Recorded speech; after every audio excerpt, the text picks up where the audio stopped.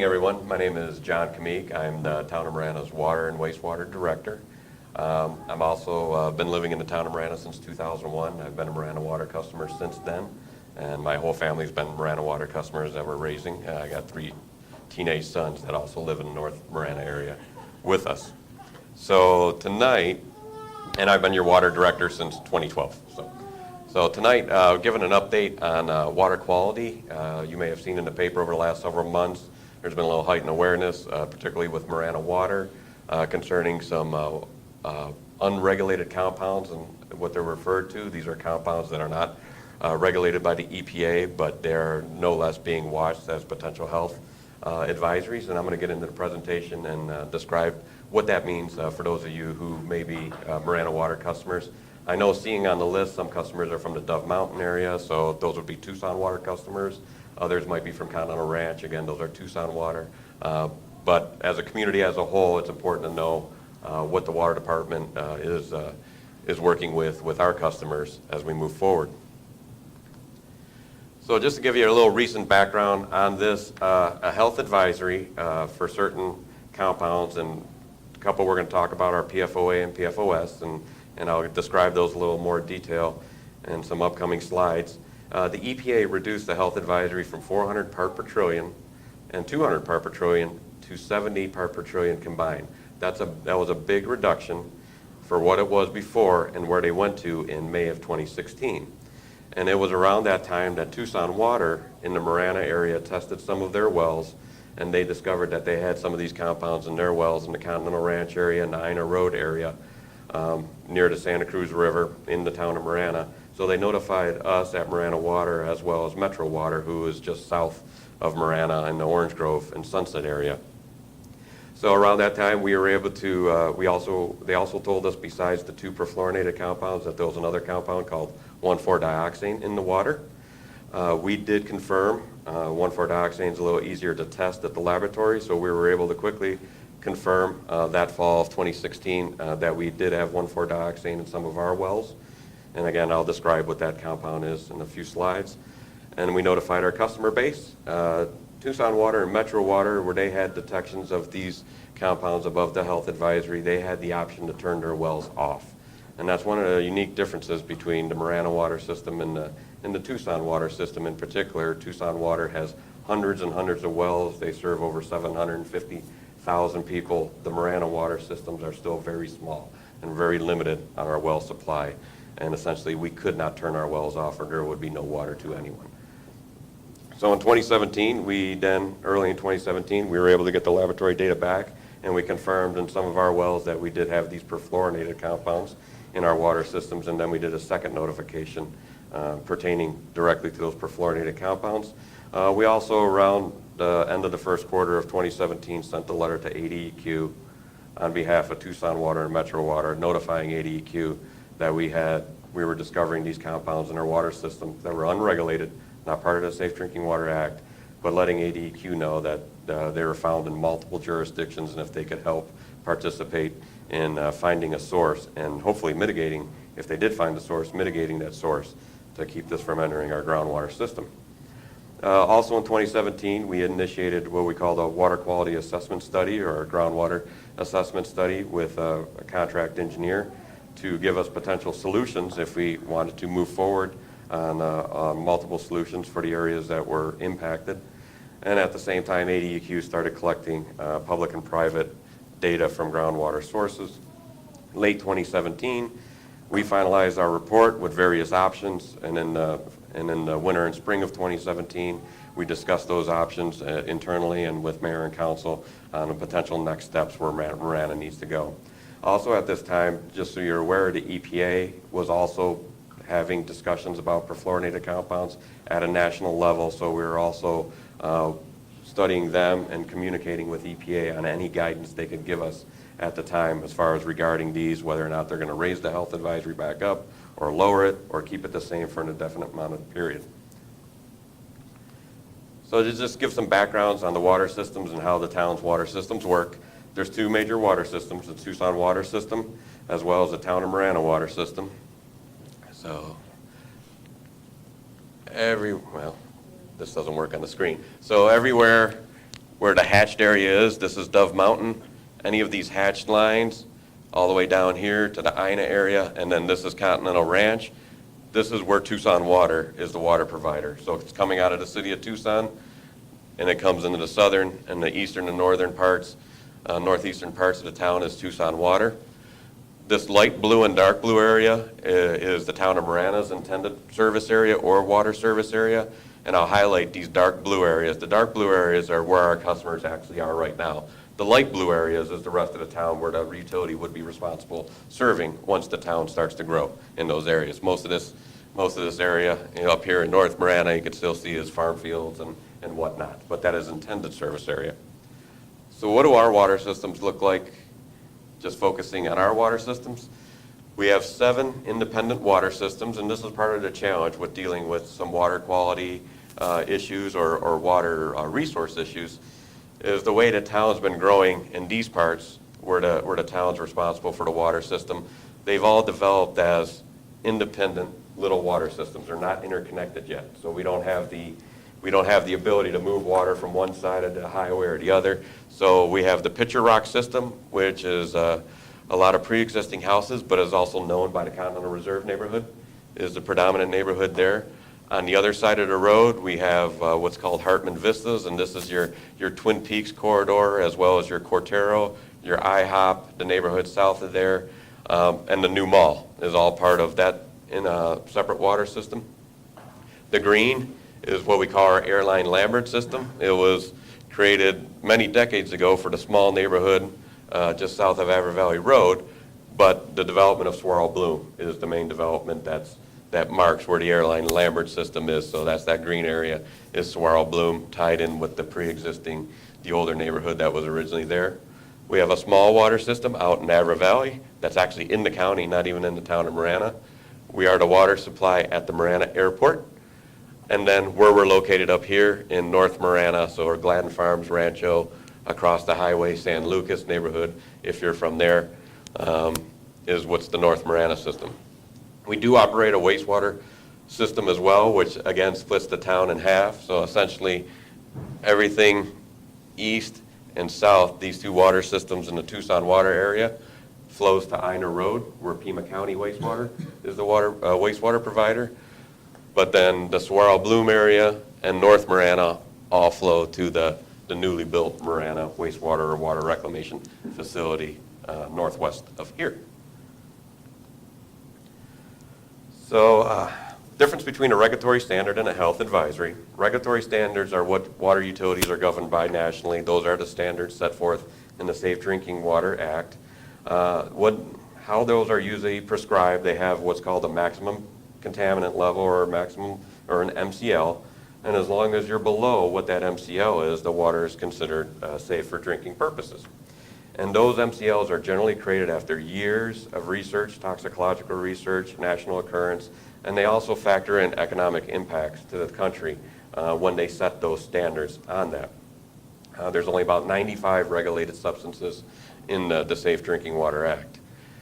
Now the difference is a health advisory, which is not an enforceable standard. And what that is it's early in a regulatory process if it continues down the pathway. It is the time period where EPA can decide and start to put funding towards studying certain compounds that may have an effect.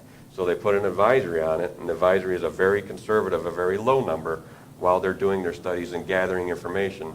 But it's to give people the information that's out there that, hey, we are looking at this, there's cause, that this might be a substance that may one day be a regulatory standard. But until then, we're going to set a lower standard called a health advisory until we have enough information. So it is not enforceable, like I mentioned.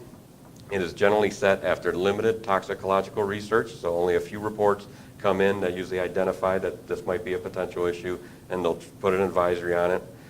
They also look for, is it found nationally, or is it someplace just outside of one town in one area on one river, and that's a big difference on whether or not they're going to set a national standard for it or not. So when they set those standards, they usually, like I mentioned, set a very conservative level, a very low level, because they want to be protective of the most sensitive populations, being young children or pregnant women or women of childbirth age and immunocompromised people. And if it is a potential carcinogen, the risk factor they use is 1 in a million lifetime exposure. And that's 1 in a million if you're drinking 2 liters a day for 70 years, there may be a 1 in a million chance that you may develop a health effect related to this. So extremely conservative numbers. So going to what the compounds are that we're finding in some of our water systems, the perfluorinated compounds, PFOA and PFOS, they're 2 of thousands of perfluorinated compounds that has been used in the Western world or across the world. But these 2 have been used in particularly in large quantities. And the line that's here, any successful stain repellent, water repellent, grease repellent in the last 50 years was most likely a perfluorinated compound. So inside your microwave popcorn bag, inside your packaging, any stain protection, Gore-Tex, Teflon cookware, all those were made up of these perfluorinated compounds. Carpeting, when you buy, bought nice carpeting in the last 40 years that you wanted stain protection on it and you paid the extra money, it was most likely coated in perfluorinated compounds. So this is, these compounds have been in our daily lives for many decades. Were started to become mass produced in the early 60s and ended production in the early 2000s. And then replaced with other compounds. Like I said, paper packaging, furniture, that new car smell was most likely because they sprayed the interior of your vehicle with stain protection, which were these perfluorinated compounds. And then lastly, fire-resistant material and also firefighting foams. And you see a picture of a firefighter putting out fire with some foam. Where do we also see firefighting foams? And this is how it ties into the Tucson area as well as other areas across the country. So where we're finding this in the environment, and when I speak of where we are finding it, I'm saying this is a national occurrence. This isn't local to just the town of Marana or the city of Tucson. This is being found all over the country. Air Force bases, large facilities that have military establishments or large airports, they have their own fire departments and their own fire suppression systems. Most of those systems were foam-based, and those foams were these perfluorinated compounds, PFOA or PFOS. And so if you're in a hangar, they have these huge suppression systems where they're filled with billions of dollars worth of aircraft, and the fire breaks out in the hangar. They can throw on these foam suppression systems that fills the hangar in a matter of minutes, snuffs out the fire. It's a great product. What they were probably doing the last several decades then is they go in with a hose and they would rinse it to the floor drain, and then it would end up at the wastewater treatment plant, and then end up in the river, and then the river it ends up in our groundwater system, and now we're potentially finding it. It's what we're finding in our wells. Also using it, practicing on the runways, foaming, burning debris on the runway for firefighter practice, and then they just rinse it off into the dirt, which ends up into the environment and then can get washed downstream. This map is actually several years old. I believe it was early 2016. The blue areas on this map are showing hydrologic areas throughout the country where perfluorinated compounds are detected. You see all southern central Arizona, most of the Central Valley in California, plenty of places on the East Coast, including the whole state of New Jersey. Also, the whole both counties in Long Island are completely impacted with these.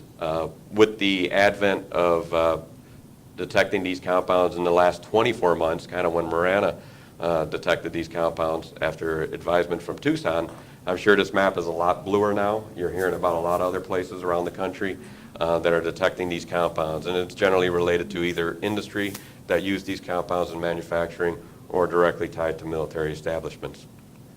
So once again, just how did this end up being a bigger issue for us here? In 2009, it was 400 and 200 respectively for the 2 compounds, but it was that May of 2016 where they said add them together if you find these in your system, and 70 is the new target for the advisory. So what does it look like when we started sampling our Marana water systems? The first one is the Pitcher Rock system. That is predominantly the Catalina Reserve system.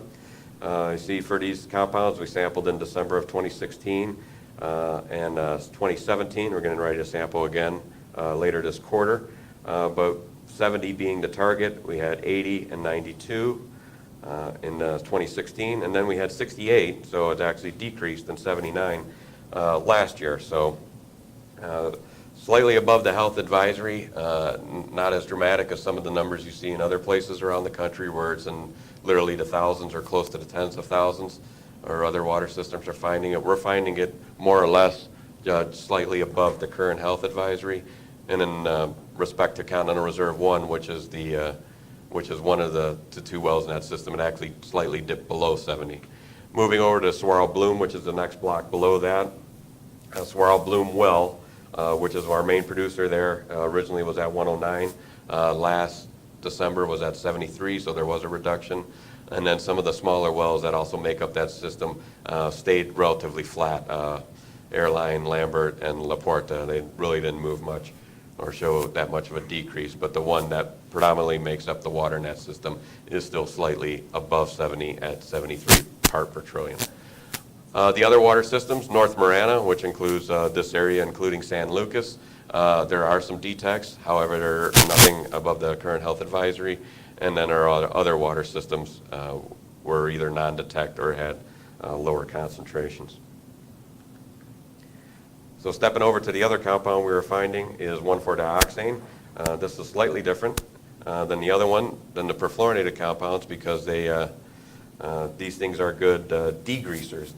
These are good cleaning agents. So they're widespread use over many decades in chlorinated solvents, strippers, greases, waxes, but also in cosmetics.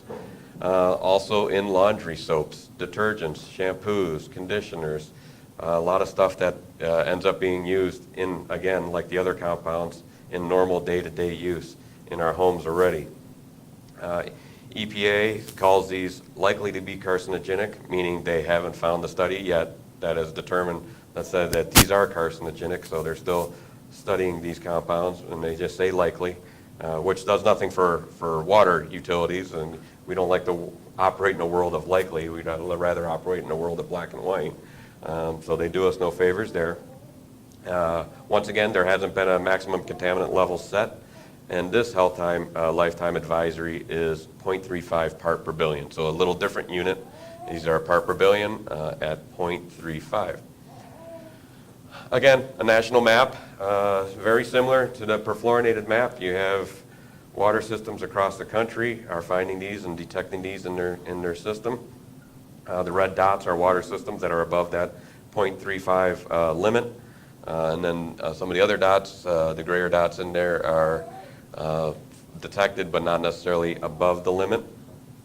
Again, it's just a reminder that this isn't a local issue. This is a national issue that's being studied. But some other states are developing their own guidance for groundwater or drinking water. You see Alaska is using a guideline of 77. They're not using the EPA's value. California is 1, Delaware 6, but then you have some other states that Massachusetts 0.3, New Hampshire 0.25. These are all on part per billion. Marana and the state of Arizona, we're using the most conservative number that EPA uses because Arizona doesn't have their own number. They never set a guideline. These are just some of the states that have. And we're using the lowest guideline that the EPA has adopted, and that is the 0.35 part per billion. So if we were in Texas or California, well, this wouldn't be an issue. I wouldn't be talking to anybody about that, but we're in Arizona, and we're using the most conservative number that we have access to from the EPA, and that is 0.35.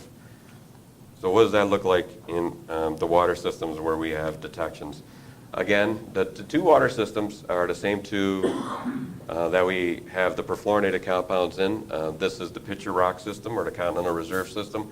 We have several more sample points going on here. The first sample points that we tested for these were around that 1 part per billion or just below in the 2 wells that serve that area. But in the multiple samples since that, there is a trend, and hopefully it continues, that this continues to go down in that water system. The red line being the health advisory where we'd like to see it below. Stepping over to the Airline Lambert or the Saguaro Bloom system, again, some of the initial data was around 1 in the multiple wells that are in that system, but there is a general and a gradual trend decreasing like it was in Catalina Reserve. Again, that's great news. Hopefully it continues. We're not, can't guarantee that it will. But we need to, we'd like to get to that point below the 0.35 part per billion guideline in those two systems. So what alternatives do we have? So based on the report we did in 2017, we've identified at least one process scheme that we're going to be moving forward with to bring those two water systems below the health advisories. One is this system is what we call the Anion Exchange, UV, hydrogen peroxide, or advanced oxidation. So there's two processes here. Unfortunately, each of the chemicals we're talking about don't respond to the same process, so we'll have to put in two separate ones here. So this Anion Exchange is either be a resin or a granular activated carbon would be in these vessels, and this would handle the perfluorinated compounds through absorption. It would go on the media there. From that point, it would then get dosed with hydrogen peroxide and go through ultraviolet light. And what that does is that energizes any organic compounds that are in the water, like 1,4-dioxane. The peroxide sticks to the 1,4-dioxane molecule. The intense light, ultraviolet light, then shatters the molecule into harmless particles. And then it goes through granular activated carbon again, just to remove any residual hydrogen peroxide. And then it ends up being chlorinated and put in the reservoir and sent out to the system. So here's an aerial photograph of the main water campus for the Catalina Reserve area, or the Pitcher Rocks area. This is behind the home plate strip center in the park that's there. So this is as it's laid out, the call outs in white is what's already there. So there's a 1 million gallon tank there. There's a wall around the facility. What we found in our study with our consultant is we can put in the treatment process inside the walls of that facility already and achieve what we want to achieve for water quality purposes. It would go through the Anion Exchange, it would go through the advanced oxidation, and then it would be chlorinated, put in the storage tank and delivered just like it is today with those compounds removed. Stepping over to Saguaro Bloom, similar thing here. We have the large tank, which is at the north end of the neighborhood, and the one Saguaro Bloom well is actually located in the compound. The town has property, here's the property boundary for this site. So by moving the one eastern wall to the property line, we can put in this treatment process into that location, as well as have plenty of room for future expansion as the community grows in the Saguaro Bloom area. On the Catalina Reserve side, that system is more or less built out, so the one system that goes in there will serve the area there. So some of the costs we were looking at in discussions with Mayor and Council over the last several months to build these treatment systems, Catalina Reserve system was roughly $5.7 million in design and capital, and the Saguaro Bloom system will start off around $4.3 million to meet the demands that are currently there and for the next couple of years. We've also added some contingencies of $2 to $5 million just based on, because these are 2017 numbers, we're getting close to entering into 2019 calendar year, so contingencies on if there's any price escalation for materials, particularly steel, is fluctuating quite a bit on the market, as well as labor. There's a labor shortage across, more or less across the country, because everybody's working. So we're looking at a total to get these two treatment systems done in the $12 to $15 million range. Timeline for the project, we're in the procurement period on the far left right there. The idea is that we're getting ready to review in the next week or two submitted contracts for design, and we're most likely using a structure called construction manager at risk. That means we'll start the design process on both these treatment facilities, and at about the 30 or 40% design marker, us with the design engineer will end up hiring the construction firm to then complete the design with the engineer. And what that does is allows whoever the final construction firm is to create what's called guaranteed maximum prices. And those are targets where we'll sign a contract with that construction firm where they will not exceed a certain price. So it's fixed, and it's for the town's benefit and for our customers' benefit to know what those prices are, so there's not further escalation down the road. Those are agreed upon contracts, and that's why you bring the construction manager in at the same time with the design engineer so they know what's up. with the project and can participate in that. And then we'll begin construction hopefully in about 12 months from now, and it will take about 12 months or so, 9 to 12 months to finish that. So we're targeting a May to June 2020 completion timeline for those two sites right now. The other thing that's happening concurrently is some formal borrowing. We did get direction a couple weeks ago from Mayor and Council to acquire a loan from the Water Infrastructure Financing Authority from the state of Arizona, which is also backed up by the federal government, which is water infrastructure loans, and they're low interest rate loans, particularly set aside for water, wastewater systems, to be able to do large capital projects like these. So in summary, particularly if there's anybody that lives in these neighborhoods right now, again, we're looking at an 18 to 20 month completion between now and when those, hopefully the construction of those projects finalizes. Because we're using public procurement regulations, there are specific time frames that we have to have things bid out accordingly, but we're doing that.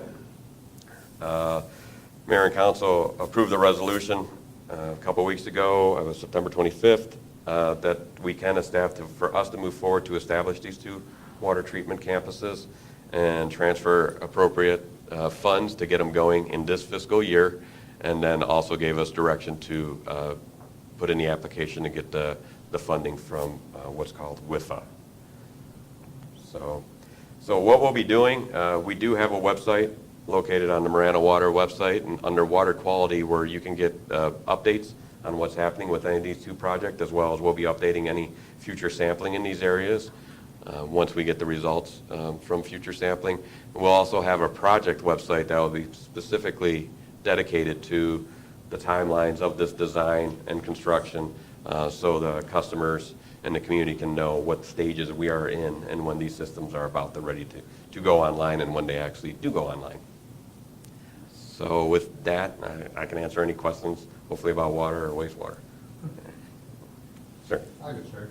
Yeah. I just think, I'm from the Detroit area, so all our waters are connected.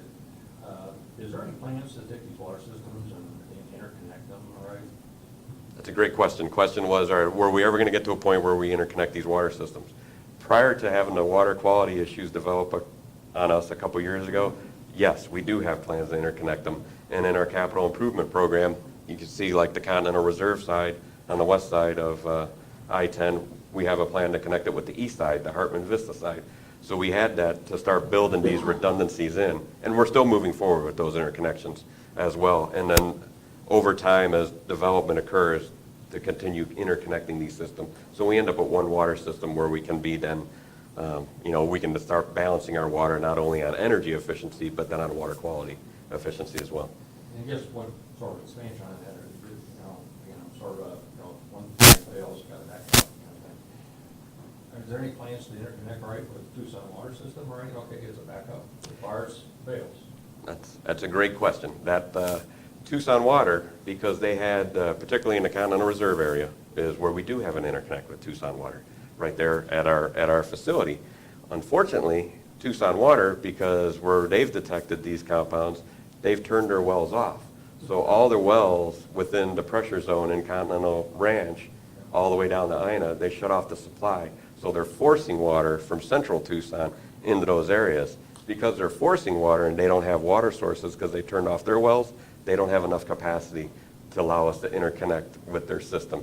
So that was one of the casualties by them shutting off their wells, is there's not enough water in that area for them to share water with us in the meantime. But yeah, that was a consideration. Yeah, exactly. Am I understanding you right to say that we're getting all of our water out of the ground, we're not getting it from Colorado River pumping in from somewhere, we're putting it all out from under us, right? Tucson, with the Southern Arizona system, is what's considered a groundwater system. But what we're doing, and if I can go back to, I'll go back to the regional map here.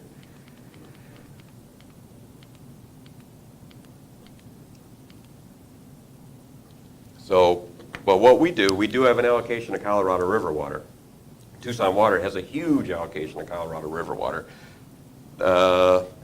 The CAP canal comes through, and through this area, goes under at Tangerine Road, comes back out, and you see the canal running through Avra Valley. So just south off the map here, there's large recharge facilities. And what the city does, as well as some other providers, is they bank the water in the aquifer. In Marana, you can see these little outlines, these little triangle pieces, square pieces. That's where we bank our CAP water. So we've either historically banked it in the aquifer, as well as the town of Oro Valley banks out here. Metro Water District banks their water out here. So it's not directly delivered. And how water works here is you bank it in the aquifer, but then now you have permission to pump equal volumes from your wells within the same aquifer because it's the same system. So even though we're importing Colorado River water, we're putting it in places to recharge the aquifer, but we get credit for that, but we can pump our groundwater wells to deliver the water. We also do what's called a groundwater savings facility, and we've been doing this more recently. And these farms around the Marana Airport and along Avra Valley Road, those farms are now taking our Colorado River water directly, irrigating the farms, and in lieu of that, we get the credits to pump groundwater for that. So it's a sharing practice with the ag industry, using our water to maintain agriculture in the area. They actually pay us, so we have lower rates for our customer base because it is being subsidized by the farmers out here. And then because they use that water, we get the full credit of that water to pump our wells against. Good question, thank you. Can I ask one more on that? Yeah. Are there any plans to talk to, we've got a lot of agriculture here in what is our development area. Is there any plans to talk to them about looking toward more modern ways of using that water instead of flood irrigation, more drip or something like that would conserve some of this water that right now somebody gets evaporated before it ever makes it on into the ground? I know that other countries have looked at doing that are in similar climates, like Israel uses a lot more drip than flood, and I wonder if we have anything as a component of our water plan to look toward modernizing that system. Well, the town doesn't control agriculture. Agriculture does have historic rights, so there's a disconnect there, unless we have an agreement like we have with the Colorado River water. I will say agriculture in Maricopa County, Pinal County, and in some parts of Pima County, there are some farms that are starting to test alternative, more advanced methods of irrigation. Not so much in Pima County, but in Pinal County for sure. They have groundwater depletion issues, and they don't have a lot of access to Colorado River water. So just based on economies, they're trying to make their water system go as far as possible. So there are advancements in technology to be more cost effective, but it's still based on what the farmer can produce. They have to offset the cost of pumping water, the way they're doing it now, with what their crop yield is, and so they're always looking, to get at least get a profit. A lot of farmers don't get a profit, but as water becomes a dwindling issue for somebody in the ag industry, they will eventually change to other methods, or it gets developed by houses, and then houses use far less water than a farm field does. So, yeah. Any other questions? Sir? In your one drawing there, where you have the treatment plant, Yeah. you have the backwash water coming out. Yeah. What happens with that backwash water? Does that get retreated back through this process? Because I'm assuming that backwash water still has some of those contaminants in it. Yeah, the backwash water is for the GAC quenching, so all the treatment has already taken place, so this is actually clean water by it gets here. But what happens if there's still some hydrogen peroxide and this is carbon, it starts to break down that carbon, it becomes fine. So when it becomes fine, then it ends up being too hard to push water through it. So the backwash is to fluff it, and that carbon ends up going to the sewer, and then that carbon, like I said, doesn't have any contaminants on it. So it ends up to the sewer and ends up back at the wastewater plant and is treated normally, like normal carbon, yeah.